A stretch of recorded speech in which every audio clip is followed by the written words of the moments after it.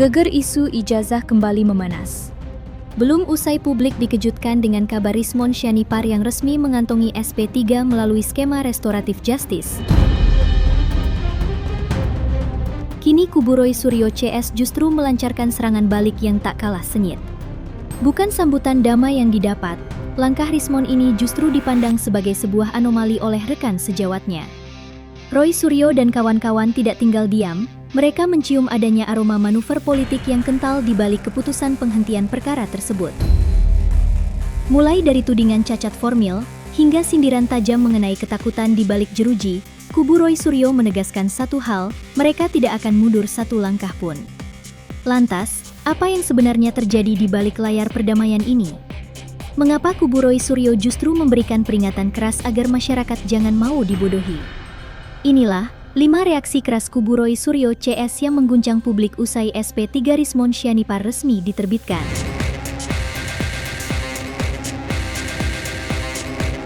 Ahmad Kozinuddin, tim penasehat hukum Roy Suryo, angkat bicara dengan nada yang sangat pedas. Ia dengan lantang menyebut bahwa SP3 yang diterima Rismon tak lebih dari sekadar manuver politik tingkat tinggi dari Jokowi. Tuduhan ini bukan tanpa alasan. Kubu Roy Suryo mencium adanya upaya sistematis untuk meredam kegaduhan dan mengunci rapat-rapat polemik ijazah Jokowi yang selama ini menjadi bola liar. Bagi mereka, penghentian perkara ini bukan tentang keadilan, melainkan tentang pengamanan strategis di tengah pusaran kritik publik. Lantas, apa yang membuat Ahmad Kozinuddin begitu yakin bahwa ini hanyalah permainan di atas papan catur politik? Saya ingin tegaskan lagi bahwa dengan demikian bahwa sejatinya restoratif justice ini adalah manuver lanjutan dari saudara Joko Widodo yang dia kebingungan. Sekali lagi, saudara Joko Widodo kebingungan. Saya bisa analogikan kebingungannya Jokowi itu mirip kebingungannya Donald Trump. Jika Donald Trump kebingungan bagaimana mengakhiri perang dengan Iran karena dia yang memulai tapi dia bingung, merengek-rengek kepada Iran agar terjadi gencatan senjata, merengek-rengek kepada Iran agar terjadi diakhiri peperangan tapi tidak mungkin, tidak bisa.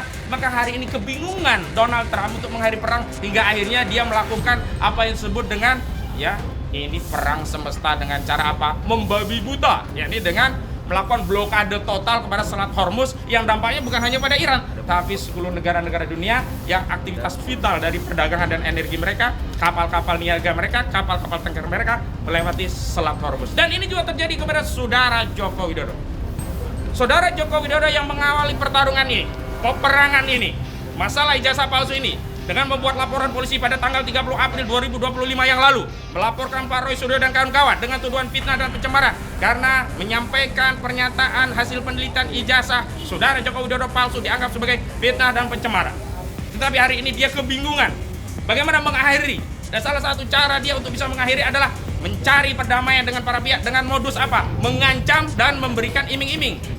Mengancam kalau dilanjutkan akan masuk penjara, memberi iming-iming kalau mau damai dapat SP3. Dan sebagian dari pejuang-pejuang itu sudah lemah, sudah keras dengan iming-iming selembar dokumen SP3 mengakui ijazah itu asli. Ada sebagian yang tidak mengakui, tapi akhirnya dia juga tunduk datang ke Sulu.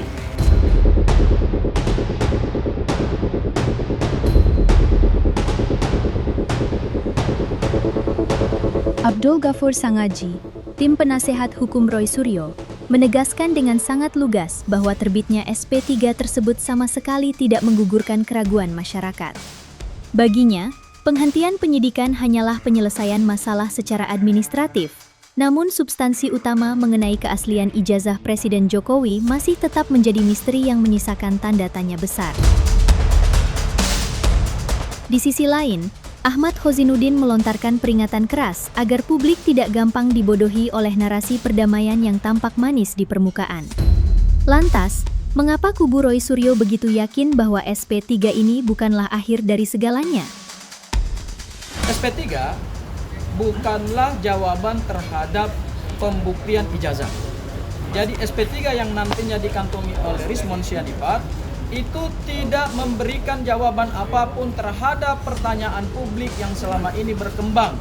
Apakah ijazah ini asli atau palsu? Jadi sekali lagi, kita jangan mau dibodoh-bodohi kepada seluruh rakyat, nggak bisa ini. Dan hari ini sebenarnya mengkonfirmasi kegalauan, ketakutan, kekhawatiran saudara Joko Widodo Karena apa? Karena kalau sampai ke pengadilan, maka mau tidak mau, suka tidak suka, ijazah yang selama ini dia sembunyikan, selama ini dia tidak mau tunjukkan di pengadilan manapun, tidak dia tunjukkan di pengadilan Gus Dur, tidak dia tunjukkan ke pengadilan Bambang Tri, tidak pula dia tunjukkan pada pengadilan Surakarta yang digugat oleh Dr. Muhammad Taufik dan kawan-kawan, itu mau tidak mau terpaksa harus ditunjukkan di pengadilan. Kenapa? Dia akan termakan oleh adigiumnya. Siapa yang mendalilkan, dia harus membuktikan. Siapa yang menuduh, dia harus membuktikan. Karena Jokowi yang menuduh ada fitnah dan pencemaran, maka Jokowi harus membuktikan ijazahnya asli sehingga ada unsur fitnah di sana, dan Jokowi harus membawa ijazahnya ke pengadilan. Dan pertanyaannya, apa yang terjadi setelah ijazah itu ada dan dihadirkan di pengadilan? Maka keyakinan publik ini akan makin meluas bahwa ijazah tersebut palsu, karena ternyata barang yang selama ini ya disimpan, ditutup-tutupi, itu tidak jauh beda atau sama persis dengan apa yang sudah dilihat masyarakat yang ada di berbagai platform sosial media.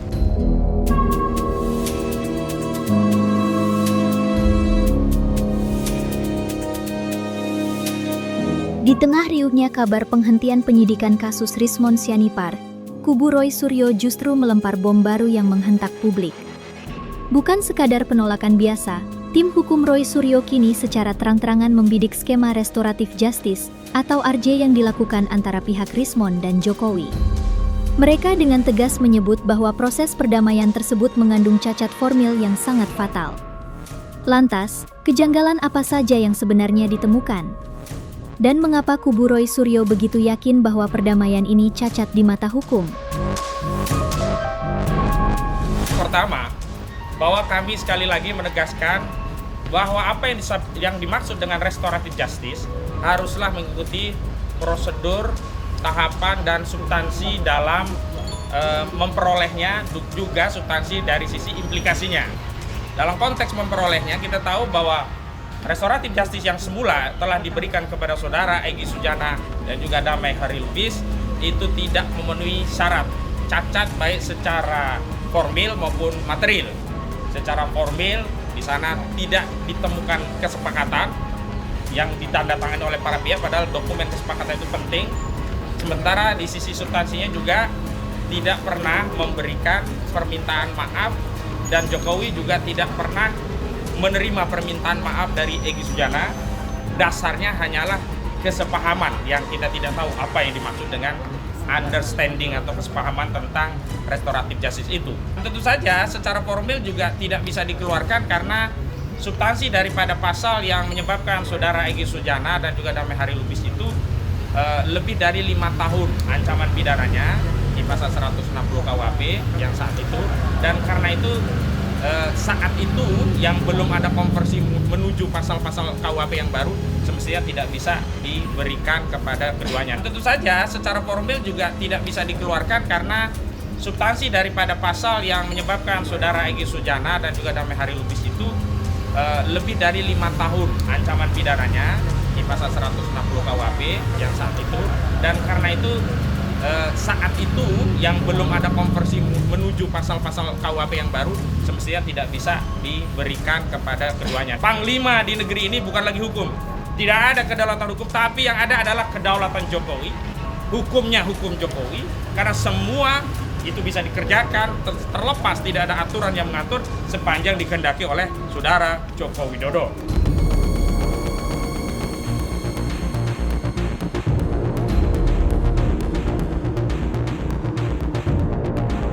Roy Suryo bersama tim hukumnya dengan lantang menegaskan, mereka tidak akan pernah mengikuti jejak Rismon. Tak ada kata damai, tak ada kata mundur, apalagi mengambil jalur restoratif justice demi sekadar mengantongi surat penghentian penyidikan. Bagi kubu Roy Suryo, perjuangan ini bukan tentang mencari aman atau menghindari jeratan hukum, melainkan tentang menjaga integritas sebuah gerakan yang telah dimulai sejak awal. Mereka memilih untuk tetap berada di garis perlawanan hukum yang terjal, ketimbang harus barter prinsip demi sebuah kebebasan formal. Lantas, apa yang membuat mereka begitu yakin untuk terus melangkah sendirian di jalur hukum yang penuh risiko ini? Dan benarkah ketegasan ini merupakan sinyal bahwa mereka memiliki kartu as yang belum dibuka ke publik? Insya Allah tidak akan memohon SP3 berbasis pada restoratif justice. Insya Allah saya, Pak Roy, Bu Kurnia, Pak Rustam, insya Allah masih tetap berjuang untuk membuktikan ijazah Joko Widodo itu palsu. Belum ada pembuktian sampai saat ini ijazah Joko Widodo asli. 4 tahun belum bisa dibuktikan. Berarti 4 tahun inilah kita bisa nyatakan ijazah Joko Widodo palsu. Allahu Akbar.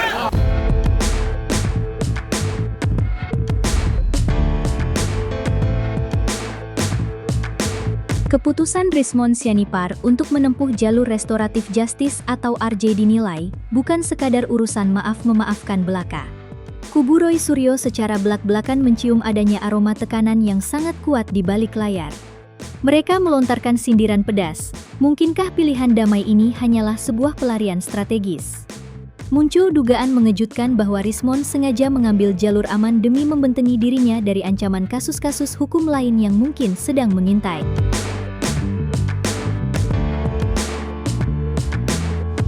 Saya merasa tidak perlu menanggapi Rismon Sianipar. Jadi nggak perlu saya tanggapi. Makanya saya tulis di sini. Ya, dan ada itu pada channel saya, Roy Suryo Official. Ya, gitu. Sekaligus. Ya. Karena saya tidak perlu menanggapi zombie. Sekali lagi, kenapa saya mengatakan zombie? Ya, nah karena apa? Karena respon itu, ya menurut surat yang dibuat oleh keluarganya, keluarga terdekatnya, dia sudah meninggal dunia. Kenapa dia sudah meninggal dunia? Karena dia memalsukan yang namanya surat kematian. Jadi dia pernah membuat surat kematian untuk hal yang sangat jahat, yaitu adalah untuk supaya dia tidak membayar beasiswanya di Yamaguchi, Jepang. Biaya dari Nobuko gitu, sekitar 500 juta. Dia tidak mau bayar karena dia tidak lulus S3-nya. Jadi dia bukan dokter. Dia tidak lulus, tapi caranya justru karena dia tidak bayar, dia kirim surat kematian.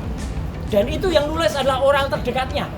Jadi makanya itu yang membuat salah satu si Omon itu galau dan kemudian memutar, merotasi otaknya, mentranslasi otaknya, ya kemudian menjadi seperti sekarang.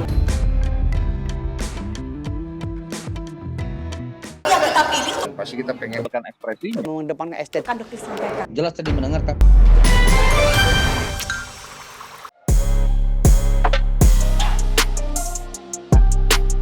Dan jangan lupa untuk like, subscribe, dan juga share channel YouTube Cumi Cumi.